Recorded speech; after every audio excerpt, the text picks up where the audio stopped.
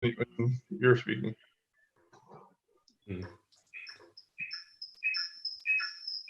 Muhammad, you want yours all the way? Yeah. All right, here we go. So we're live on Facebook. بسم الله الرحمن الرحيم الحمد لله نحمده ونستعينه ونستغفره ونؤمن به ونتوكل عليه ونعوذ بالله من شرور أنفسنا ومن سيئات أعمالنا من يهده الله فلا مضل له ومن يضلله فلا هادي له ونشهد أن لا إله إلا الله وحده لا شريك له ونشهد أن محمدا عبده ورسوله أما بعد. We start off by praising Allah subhanahu wa ta'ala, the one who is worthy of all of our praise. He is the one who controls the conditions of our heart. And whoever Allah subhanahu wa ta'ala wills to be guided, there's no way to misguide that person. And whoever Allah subhanahu wa ta'ala leaves to be misguided, there's nobody that can guide that person back on the straight path. We then send peace and blessing upon the Prophet sallallahu alaihi wasallam, who was sent as a mercy to mankind. And we send peace and blessing upon his companions, his family, and those that follow. Amma ba'd, thereafter. In our last week's class, we were speaking about the condition of the heart and how the heart plays a huge role in a person's development. And how the Prophet ﷺ in one hadith, he tells us that in the body there is a piece of meat, there is a piece of flesh in the body.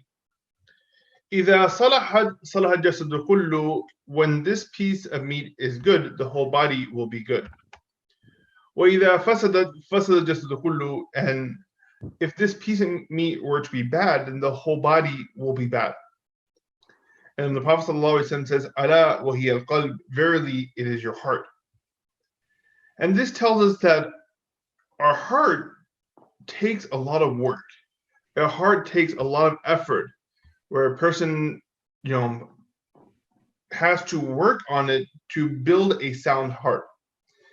In the Quran, Allah subhanahu wa ta'ala says, يَوْمَ لَا يَنْفَعُ مَالٌ وَلَا بَنُونَ, on that day where your children and your wealth will not benefit you. On the day of judgment, your children and your wealth will not benefit you.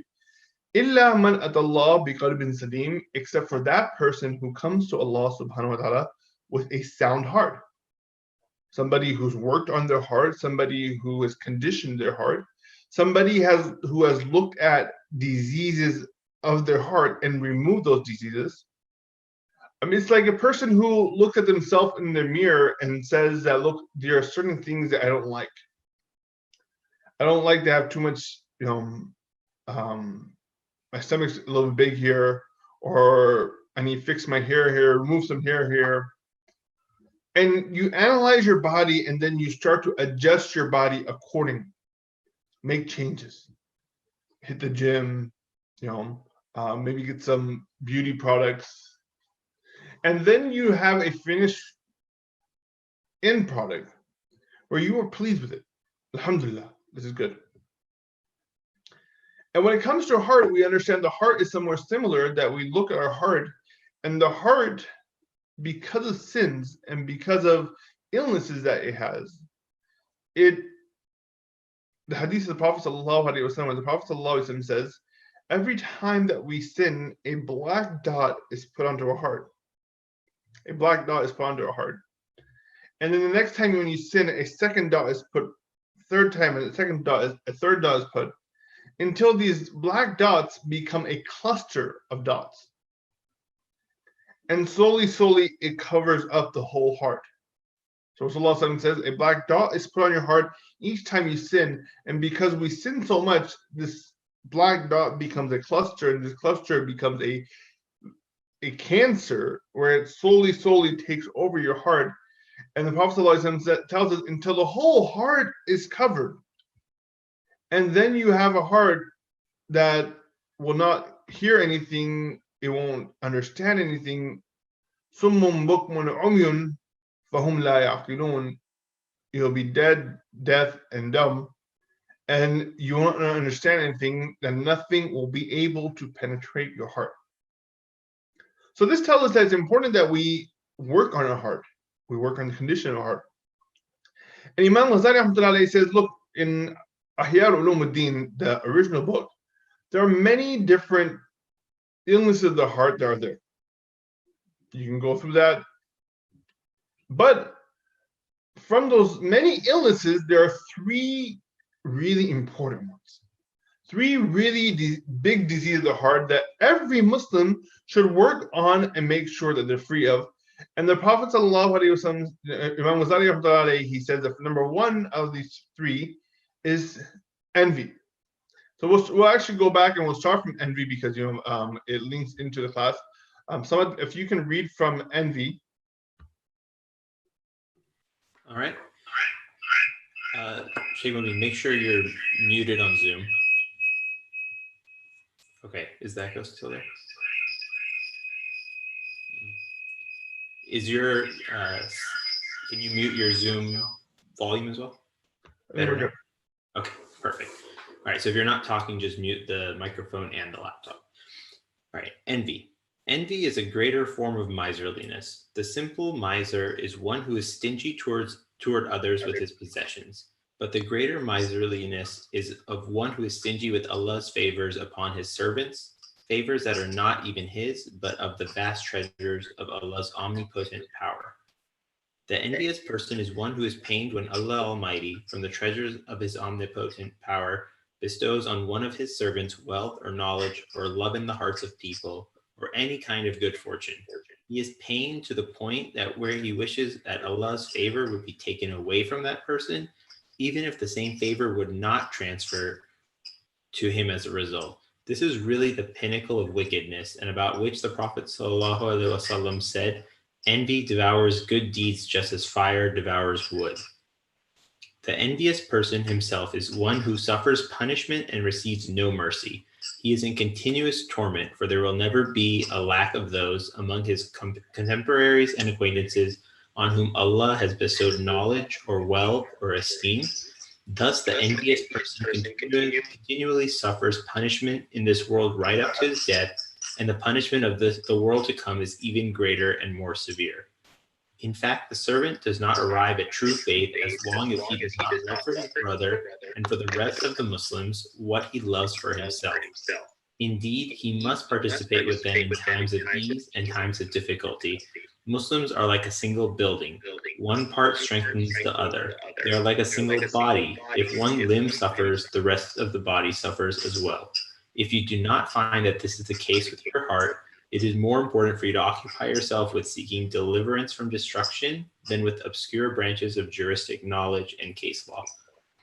So Bismillahirrahmanirrahim. So we spoke about this last week. So and just to recap what envy is, Imam Ghazali says envy is a greater form of miserliness. And miserliness is basically whatever wealth you have, you don't like to spend your wealth. And that is on yourself or on anybody else. You just want to keep your wealth, untouched. That person, goes out and they want other people to spend. They don't even want to pay for their own meal. They want other people to pay for their meal, and that's one. But he says envy is a step further and higher above that. That you don't want somebody to get from your wealth, or you don't want to spend your wealth. But on top of that, you don't want other people to get benefits from Allah subhanahu wa ta'ala, or gifts or bounties of Allah subhanahu wa ta'ala. So whenever you see somebody else with something that Allah has blessed them, you just want that taken away.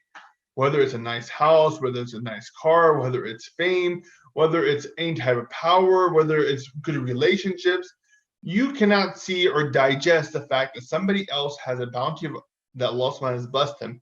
And Imam Ghazali says that, look, this person, again, this is the most wicked form because they don't want it for themselves. They just don't want the person that they see, the person who's benefiting it, the person who has it, to enjoy that bounty of Allah subhanahu wa ta'ala.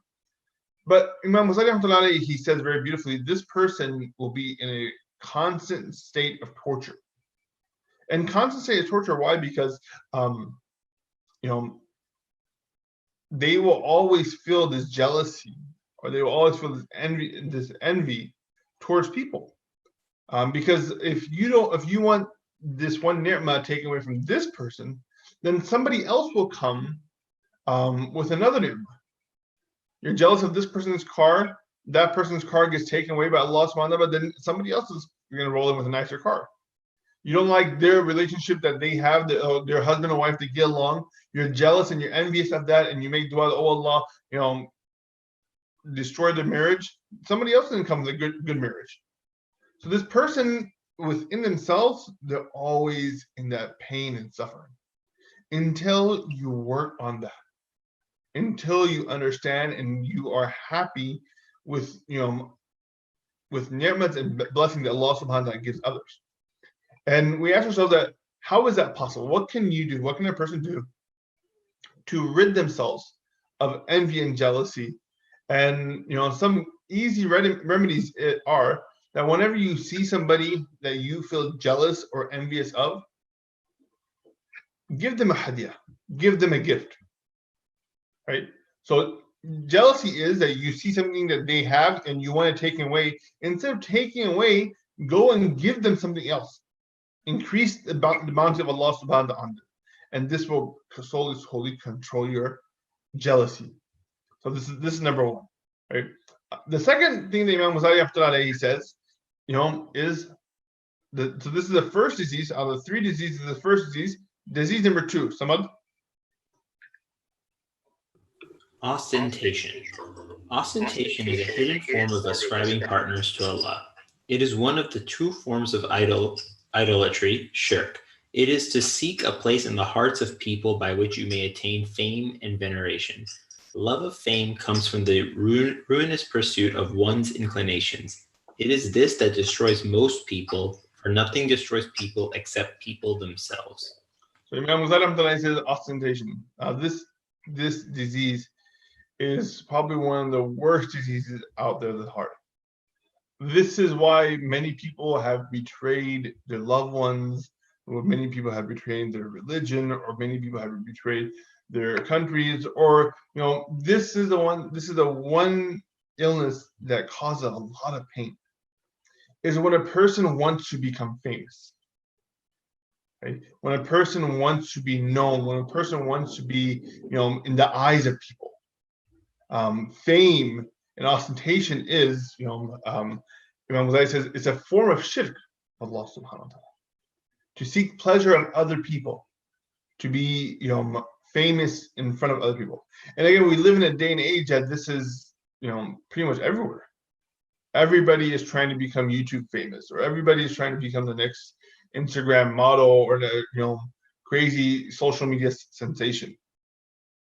And we look at this and we understand that they get so far deep into it that they very easily hurt the people around them. And the reality is, if you look at some of these people that are very famous on YouTube, they're depressed with it.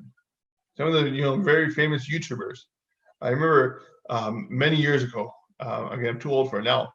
But when FuziTube was like a thing, when he first came out, they talked about how he was depressed inside because of how much fame got to him. But to earn this fame, we understand a person now, is associating partners with Allah subhanahu wa ta'ala. You're just worried about every like and every comment and every retweet, every follow. It all becomes an addiction. It all becomes a sense of ibadah to yourself. So Imam Ghazali says this form right here, where a person wants to become famous, wants pleasure of other people's eyes, this is number 2, the second illness of the heart. So look into your heart. Ask yourself, do you do things for the pleasure of Allah subhanahu wa ta'ala, or to get closer to Allah subhanahu wa ta'ala, or to get closer or to gain respect or become higher in the eyes of people? Carry on. If the majority of people were fair and objective, they would realize that most of their activities in seeking sacred knowledge and in worship, not to mention customary activities, are only undertaken out of regard for other people. This motive renders their acts of no worth. Thus do we find in a narration, on the day of resurrection, it will be decreed that a martyr be taken to the fire. He will say, "O Lord, I was martyred fighting in your path." Allah Most High will proclaim, "You wanted it to be said that you were brave. it was said, and that is your reward. So, then after that, he brings a very famous hadith where Rasulullah sallallahu alaihi wasallam says the first three people that will be presented, that will be judged on the day of judgment. One of them will be a scholar, may Allah subhanahu wa ta'ala protect us, and the second will be a person who will be a philanthropist, a person who be known to be generous, and the third will be a martyr. Three people that are presented on the day of judgment, and Allah subhanahu wa ta'ala will turn to one of them and say that, look, I gave you knowledge. What do you do for my religion? I gave you ilm. I gave you knowledge. I gave you the understanding of the Quran and the Hadith. What do you do for me? And the person will turn around and say, oh Allah, I taught people. I gave halaqas. I gave hadras, a khutbah here. I was on the speaking circuit all over the place. I was traveling. I did so much. This is all for you, Allah. And Allah subhanahu wa ta'ala said, no, this was for the fame in other people's eyes. You were showing off. You wanted credit from them. So today you have nothing. And Allah subhanahu wa ta'ala would say, take this person and fling him into the fire of Jannah. It's very scary. The second person, Allah subhanahu wa ta'ala asked this philanthropist, the person who gave his wealth in the path of Allah, that what I gave you wealth, I gave you money, I made you rich. What do you do for me? And the person will say, oh Allah, whenever there was a fundraiser, whether it be for a cemetery or a masjid or a madrasa or a school or orphans that needed it or a well that needed to be dug, oh Allah, I always stepped up and I always gave. And Allah subhanahu wa ta'ala say, well, you did that to be known in the people's eyes that you are a very generous person. You didn't do it for me. You always donated, but you donate in front of people. You made it a show. You put on a facade. And now because you did it for them, today you have nothing in front of me. And this person will be taken, Allah subhanahu wa ta'ala command, fling him into fire, Jahannam.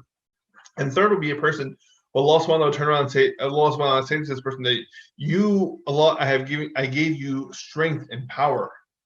What do you do for me? And he said, oh Allah, I fought in your path until I was no more. I died. I put my life on the line. I gave my life for your sake. Allah subhanahu wa ta'ala say, you did that. Why? So that you'll be known as a brave warrior. So that people will talk about your stories after you're gone. That you are this type of ghazi and you fought this and you're so brave. Today you have nothing, and this person was taken and thrown in the fire of Jahannam. Now, if you look at this, either we worship Allah subhanahu wa ta'ala because of knowledge that we have, or we worship Allah subhanahu wa ta'ala because of finances that Allah has blessed us with. We give, or we sacrifice in this third scenario. All three of these scenarios, from knowledge, from sacrifice, from our wealth, these three people made the ultimate, commitment to Allah. But at the end, we see that their commitment was not accepted because they did it not for Allah subhanahu wa ta'ala, but to show off in the eyes of people. And this shows us how dangerous this could be. What are we doing? Why are we doing it? What is our push behind it? Is it truly for the sake of Allah subhanahu wa ta'ala? What are our intentions? Innamal a'malu binniyat. Actions are based upon intentions. And we talk about intentions a lot. And I remember a couple of weeks ago when we were doing Heavenly Deeds, our first class of Heavenly Deeds, we were saying that your intentions behind the action must be solid. And Mufti Hussein, he said that the word intention kind of doesn't really sit that well. I think the better word would be, what is your purpose of doing these deeds? What's your drive? What's pushing you? If you're coming to the masjid, what's your purpose of coming to the masjid? If you're fasting, then what's your purpose of fasting? Is it because it's customary? Is it because your children are going to ask you about it? If you're praying Tarawih, why are you praying Tarawih? And all of this, if done for the wrong reason, it can be a complete waste because of ostentation, because of showing off in the eyes of other people, or wanting fame in the eyes of other people. And this is a very, very deep,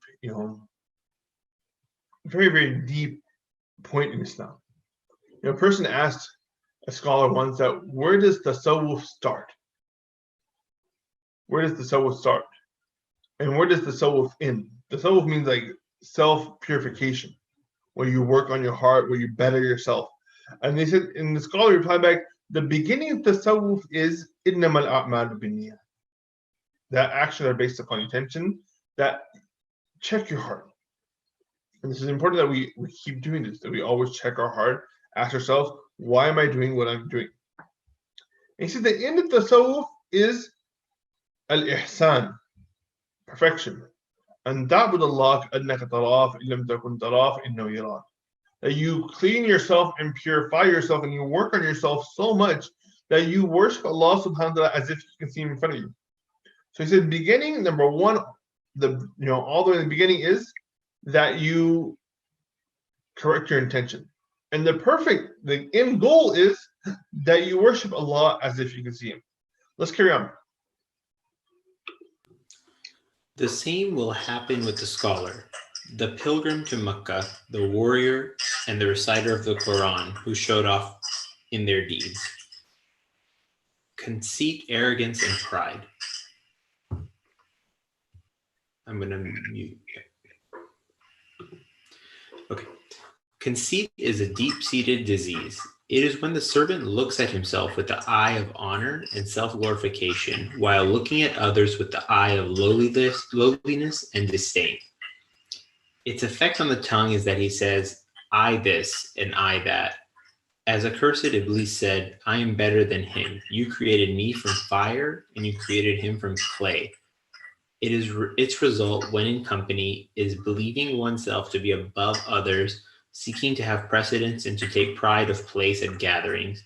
In discussion, it results in an aversion to being contradicted. All right, so the first one is conceit. Number two. All right. Now, if you look at pride, pride. If you look at the hadith, the Prophet ﷺ says, whoever has a mustard seed of pride in their heart, they won't enter Jannah. So even the smallest amount of pride in their heart, that person will not enter Jannah. Takabbur. In Arabic we call it takabbur. That person thinks of themselves as something while looking down at others. And a lot of times people ask that, Sheikh, if I do something good, can I feel proud of it? Alhamdulillah, my kids go to a good school. Can I feel proud over that? Alhamdulillah, I work hard. I've earned a nice house. I have a nice, spouse. Can I feel proud over that? Or Alhamdulillah, I prayed my salah today. I'm proud of myself. Is being proud a sin? And the companions asked a very similar question to Rasulullah sallallahu alaihi wasallam. When the Prophet sallallahu alaihi wasallam was talking about this, the companion asked, Ya Rasulullah, sometimes we like to wear good clothes and we feel good about it. When wearing nice clothes, you feel good about yourself. And is that pride? And Rasulullah sallallahu alaihi wasallam replied back, no, that's, you are beautifying yourself and Allah is beautiful and Allah loves beautiful things. But pride is when you think of yourself above others and you think of others lower than yourself. Oh, you're nothing. You're a beginner. You don't even know. I'm a master, right? I'm the greatest of all time. Where you think of yourself better than others. And Allah subhanahu in the Quran, He says that above every person of knowledge, there's somebody else. There's always someone that's better than you. If you think you have knowledge, someone who has more knowledge. If you think that you're smart, there's someone that's smarter. If you think that you are fast or wealthy, then there's someone that's fast and more wealthy than you are. And above everybody is Allah subhanahu wa ta'ala. And the Hadith Qudsi comes to mind where Allah subhanahu wa ta'ala says that al-kibriya'u and azmatu, the two things, being lofty and being great, above others. These are my garments. Allah subhanahu wa ta'ala says, these are my garments. These are my clothes. And now when you look at your clothes, you tend to not share your clothes. Your clothes are for yourself. Okay. And Allah subhanahu wa ta'ala says, Man naza'a minni, whoever tries to take them away from me. take my garments away from me, or share them with me, that I will fling them into the fire of Jahannam. I will throw them into the fire of Jahannam. So this hadith shows us the importance of, or the effects of this disease of pride, where a person thinks he's better than others. And I always look at the Prophet ﷺ as in Islam, he is our perfect example. If you want to know what your condition of your heart should be, then you look at the Prophet ﷺ. How was his condition of heart?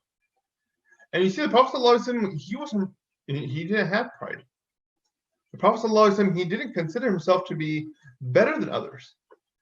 The hadith of Umar says that, it's a very lengthy hadith, that his daughter Hafsa, she had did something bad, and he heard that the Prophet ﷺ divorced her.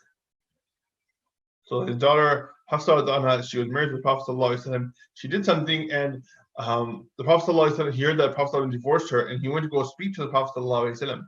And when he went into the room, the Prophet ﷺ was laying on a straw mat. And Umar says that when I looked at the Prophet ﷺ, he had marks from the straw mat, because when you're sitting on the straw mat, it's like a chatai that you sit on for too long and your feet get the lines on it. So I saw this on the Prophet ﷺ, and I said to the Prophet ﷺ that, Ya Rasulullah, the different kings and the different rulers of the world, they have these big cushions and big lofty chairs. They have these thrones. Are you not the messenger of God?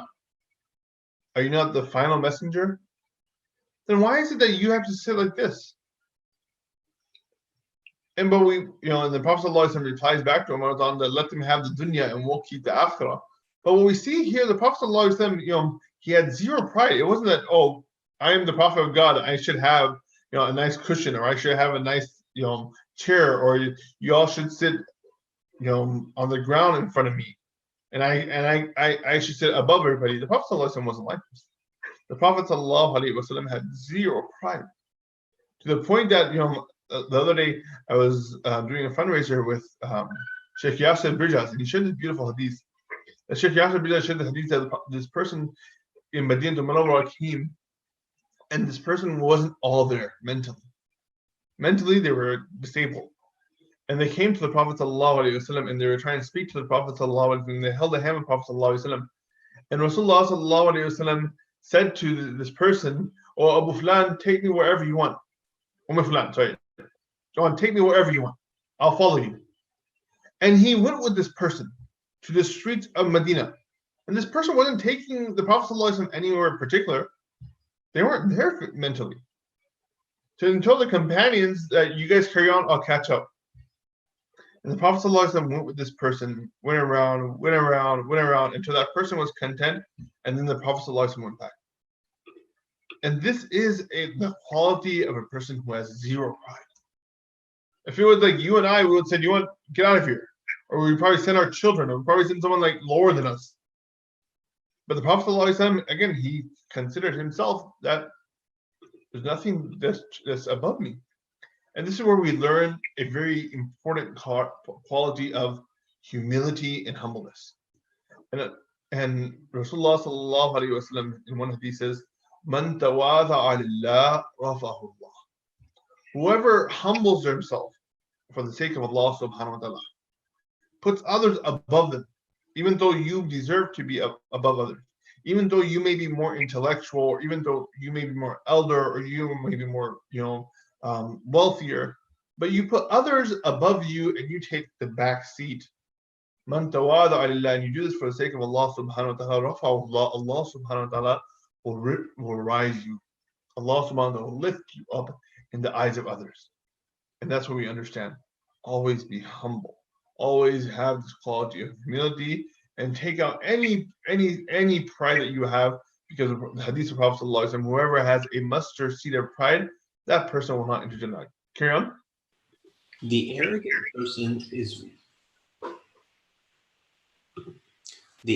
person is one who, when warned, haughtily rejects the advice, yet when warning others, does so aggressively. Anyone who sees himself as better than one of Allah's creatures is arrogant. Rather than being arrogant, you should realize the virtuous one is the one considered virtuous by Allah in the final abode, and that is something that is unseen and depends upon one's state at death. Your conviction, therefore, that you are better than others is pure ignorance. Rather, you should not look at any other person without seeing that he is better than you, that his merit surpasses yours, and yourself as nothing. If you see a child.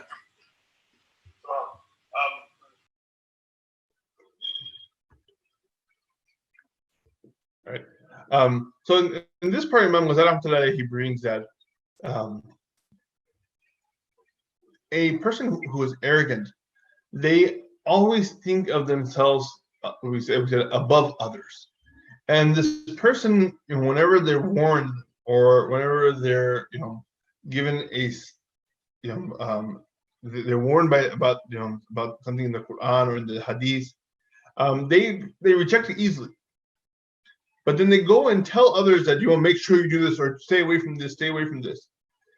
And this quality, what happens is you think that you're exempt from the warnings of Allah subhanahu wa ta'ala, or think that Allah subhanahu wa ta'ala prohibited, it doesn't apply to you. Right? And this is why you'll see that the truly pious people, again, they will take every warning of the Quran and put on themselves. I have to worry about my akhirah. I have to worry about my akhirah. Now, Imam Ghazali is saying that, if you think that you're better than any other creation of Allah subhanahu, any creature of Allah subhanahu, he doesn't say humans. He says any creature of Allah subhanahu wa ta'ala, then this is a sign of pride. Right? So, and I think Imam Shafi'i, who he says that if a person reflects on their creation, that we came from a filthy drop of semen, that if it gets on your clothes, you can't praise Allah. And one day we will become one with the dirt. That once we die, we even lose our name. They don't even call us by our name at that time. Immediately they call us a body. And while we are alive, we carry blood and we carry mucus and we carry, if the insides of our body come outside, we can't even stand it. And he says that, then how is it that a person thinks of themselves to be great? Where the origin was filth, they carry filth in them, and the ending is going to be impure and filth as well. So if there's so much filth with a human being, what makes them think that they're greater than others? And this makes you understand that the world does not revolve around you. I think I read a quote on Instagram earlier about a way to judge people during the lockdown. I think Zara had posted this. That in the lockdown, you understand who your true friends are. That they're the one that check on you during the lockdown. Your true friends are the ones who check on you during lockdown. And somebody replied back that don't make the lockdown. Stop making everything revolve around you. You're not the center of the earth, right? And that's where Imam Shafi'i basically what he's saying. If your beginning is filth, your end is filth, and you carry filth, then how can you be greater than anything else? And this is what Imam Ghazali is saying, that look, if you consider yourself to be better than any other creation of Allah, any other creature of Allah subhanahu wa ta'ala, then that is a sign of pride. Carry on. If you see a child, you should say to yourself, this child has transgressed against Allah, and I have, so certainly he is better than me. If you see an older person, say, this person is better than me. He has been worshipping Allah longer than I have. If you see a knowledgeable person, say, this person has been given what I have not been given and has reached in rank what I have not reached, and he knows what I am ignorant of. So how could I be like him? If you see it... No. If you think you're better than a child, right? You see a child who is playing with his little toy, who doesn't understand the complex matters of the world. Think to yourself that this child is better than you, because the child has never sinned. He has never transgressed in the eyes of Allah subhanahu wa ta'ala. And if you see an older person and you think to yourself that I'm better than him, why? Because I'm stronger, and I live in the technology age, or 2020. I understand all these things, whether it's social media, whether it's different different different things in the dunya with technology. If you think that, then just understand that that person that's older than you, they've lived longer and they've worshipped Allah subhanahu wa ta'ala longer than you have. And this reminds me of another hadith of the Prophet sallallahu alaihi wasallam, where two people came to the Prophet sallallahu alaihi wasallam together and they accepted Islam together. A year after, one of them passed away in the battlefield. And a year after that, the second one passed away on his deathbed. But somebody saw a dream that they both were going to Jannah, and the one who passed away a year later, but he passed away on his deathbed, not on the battlefield, was called to go to Jannah before. And then the person who was Shaheed, he was called to go to Jannah. And when the person asked Rasulullah sallallahu alaihi wasallam that, if this person is a Shaheed, a martyr, why didn't he get into Jannah first? And Rasulullah sallallahu alaihi wasallam replies back, because that person lived a year longer. And in that year was a month of Ramadan. In that year was 300 and something Fajrs and 300 and something Zohrs and 300 and something Asrs and Maghribs and Ishas and so many chances of Ibadah. That's why. So every time you see an older person and you think that you're better than them, why? Because you are in the prime of your life. Because your father is, senile, or your mother is frail. Understand that they are better than you. Why? Because they've lived longer and they worship Allah subhanahu wa ta'ala for a longer period of time than you have. Then he says, if you see someone that's more knowledgeable, right, knowledge that you don't have, then know that that person understands what's halal and what's haram, and they probably kept themselves protected from sinning. Then carry on the next one. If you see an ignorant person, say, this person has transgressed against Allah Most High in ignorance, while I have done so knowingly, so Allah's evidence against me is greater. And what do I know about what my final state at death will be, and what his final state will be? And if you see an unbeliever, say, I don't know, maybe he will become a Muslim, and his life will be sealed with the best of deeds, and for his Islam he will emerge free of sin, as a strand of hair is gently removed from dough. As for me, Allah could cause me to go astray, so that I become of the unbelievers, and my life could be sealed with the worst of deeds. So tomorrow this person might be the one drawn nigh to Allah, and I of the distant ones. Who doesn't have knowledge. Again, a person who doesn't have knowledge, a person who has knowledge, a lot of times with knowledge comes pride, arrogance comes. If you have a certain degree, you think that you're better than other people.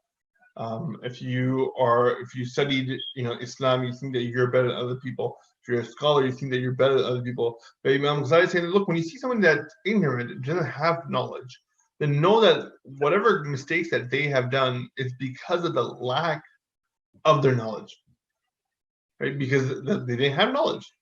But even though you have knowledge, you still, commit sins. So that person is better than you. And then he brings one of the most beautiful points right here. This point right here, again, I find it really amazing. He says, when you see a non-believer, when you see a person without iman, understand that their final moments, you have no idea what it's going to be like. That person could accept Islam. No matter how bad they look like. And this is Islam's code, that you have no right to judge anybody. As a Muslim, we have no right. You could be at Costco and you see somebody tatted up, you see somebody in a mega hat, you see somebody that just everything about it just makes you cringe. And where you want to say, what a waste of life. The reality is, you have no idea. Allah subhanahu wa ta'ala can bless them with iman. you look at the media on you look at the news and you see people that at times you just want to judge them. But understand, tomorrow they can be close to Allah subhanahu wa ta'ala. And what's that saying that every sinner has a future and every saint has a past? Every sinner has a future, every saint has a past. And there is this, I remember this, I think last Ramadan there's a short video that came out about, I can't remember the brother's name, but he's from Michigan. And he says that he was he said that, I hated Muslims. I hated Muslims to such a degree that he went out and created a bomb and was going to put a bomb in a masjid. But then he gave it his last chance. He goes, let me see what these Muslims are about. And I started learning about Islam. So he goes, I hated Muslims so much that I wanted to finish off Muslims.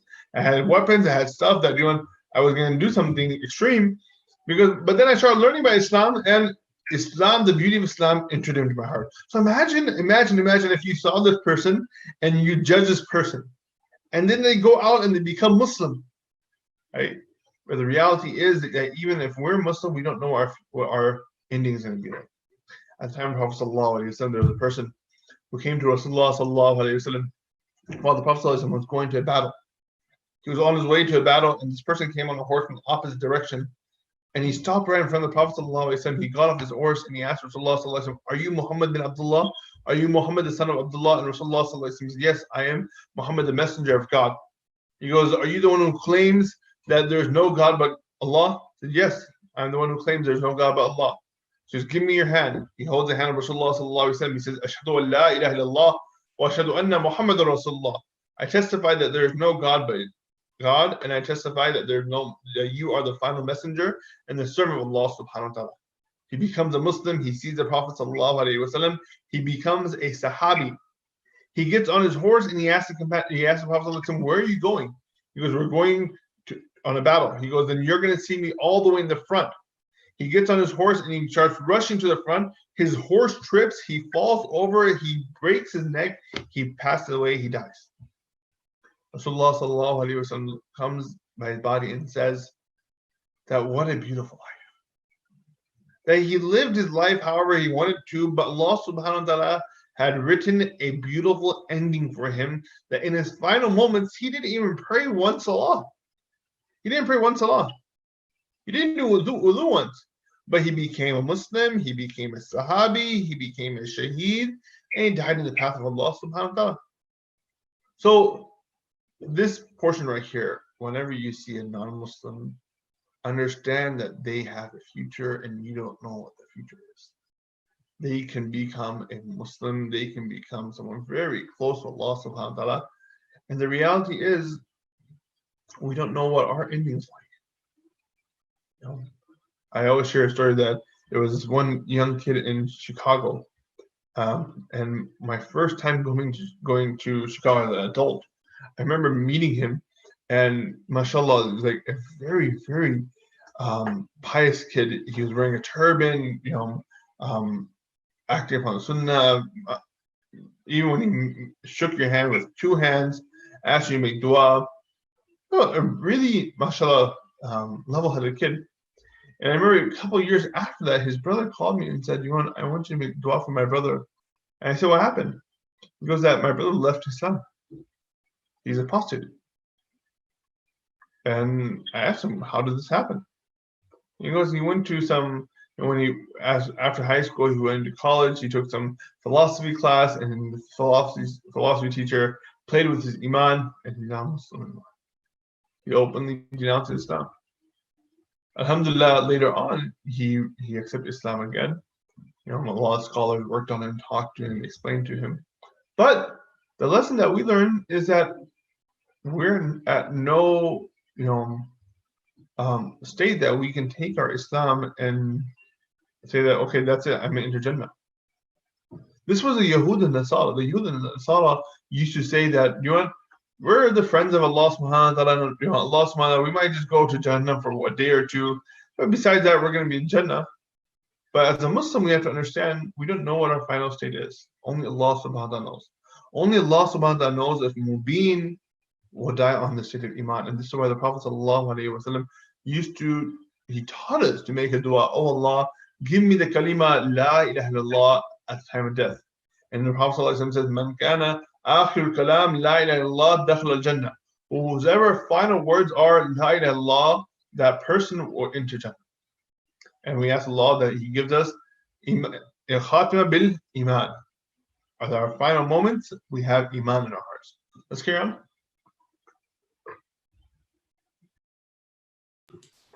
Next page.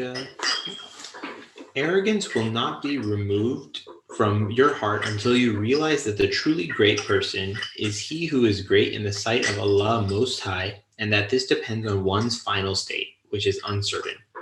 Because of this uncertainty, your fear of a bad end should preoccupy you and keep you from being arrogant toward Allah's servants. The fact of your present certainty and faith does not lessen the possibility of change in the future. For indeed, Allah is the changer of hearts. He guides whom He wills, and He leaves to stray whom He wills. I said before, a person should know that the end is, in the air. At the end of the day, Allah subhanahu wa ta'ala is the changer of hearts. And we said this in the beginning, مَن يَهْدِهِ اللَّهُ فَلَا مُضِلَّ لَهُ وَمَن يُضْلِلْهُ فَلَا هَادِيَ لَهُ. And Rasulullah sallallahu alaihi wasallam teaches us dua, Ya muqallib al-qulub, O changer of the hearts. Sabbit qulubuna ala ta'atik. Make our hearts firm on your obedience. Right? And the dua carries on, O Allah, O the turner of hearts. Turn our hearts away from your disobedience. Make our heart firm on your obedience, and or turn our hearts away from your disobedience. So here Imam Ghazali says where Allah subhanahu wa ta'ala guides, Allah guides who He wills and leaves to go astray wherever He wills. So it's important that we continue to ask for Hidayah. Ihdina as-sirat al-mustaqim. And this is why a person is put into our salah, because we don't, there's never enough guidance. You can never be comfortable on your iman. Let's stop here. I think someone's live just died as well. I think we were just at the 15-minute mark. Inshallah, next week we will carry on ahead.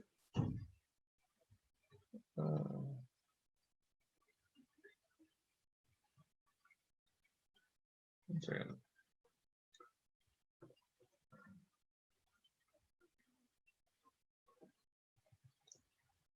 So inshallah, what we'll do again, we'll stop here. I'm just waiting for someone to accept. There you go. Hey, Mubeen, we lost you.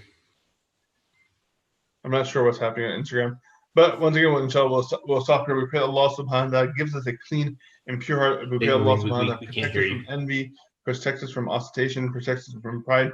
That Allah subhanahu wa ta'ala, He makes us people that are humble and have humility. He makes us people that are great in His eyes. That we don't look for greatness in others' eyes. أقول قولي هذا واستغفر لي ولكم ولسائر المسلمين فاستغفروه إنه هو الغفور الرحيم. Inshallah, next week, we ask that you please do join us once again. We will have our class. Our elevation class is 6 o'clock on Wednesdays. Inshallah, it's on Facebook, YouTube, and on Instagram. Somebody's there right now on our Instagram. So please join us next week at 6 o'clock. Please do share the link. Inshallah, once the masjid is back open, this class, we've been having this class for maybe 4 or 5 months now. A very beautiful class. So inshallah, we do plan to carry on afterwards as well. Once again, Jazakallah khair. Assalamu alaikum wa rahmatullahi wa barakatuh.